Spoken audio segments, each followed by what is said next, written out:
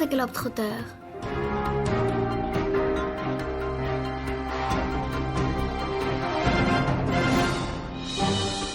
Bonjour et bienvenue dans cette 33e émission de Vendée Globetrotter.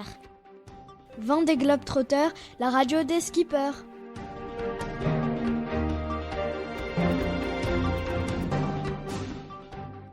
Ici Soha au micro avec mes camarades Ilham, Shama et Rally. Nous allons vous présenter la 9e édition du Vendée Globe qui débutera dimanche.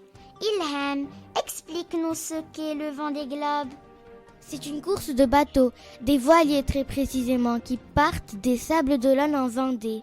Les marins doivent faire le tour du monde le plus rapidement possible en contournant l'Antarctique et revenir au point de départ. Pourquoi la surnomme-t-on l'Everest des mers? Tout simplement parce que c'est la course la plus dure au monde. Les skippers sont seuls à bord.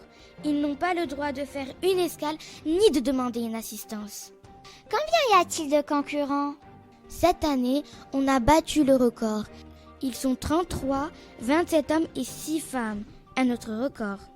La plupart sont français ou britanniques, mais on compte aussi un finlandais, un allemand, un suisse, un italien, un espagnol et même un japonais. Rally, quelles sont les difficultés de la course?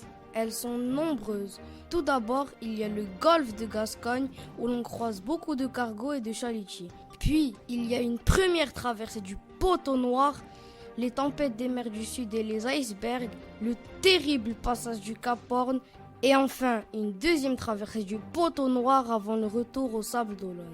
Shama, c'est quoi le poteau noir exactement? C'est la zone autour de l'équateur. Les vents de l'hémisphère nord et de l'hémisphère sud se rencontrent et s'annulent.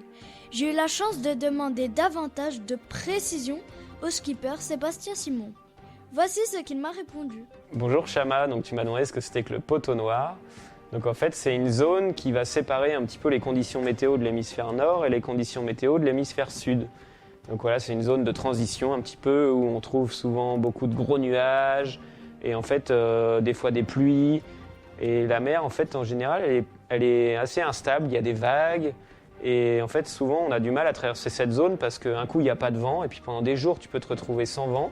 Et puis là où c'est dangereux, c'est que en fait, d'un coup, sans prévenir, tu peux avoir le vent qui passe de 0 à 60 km/h.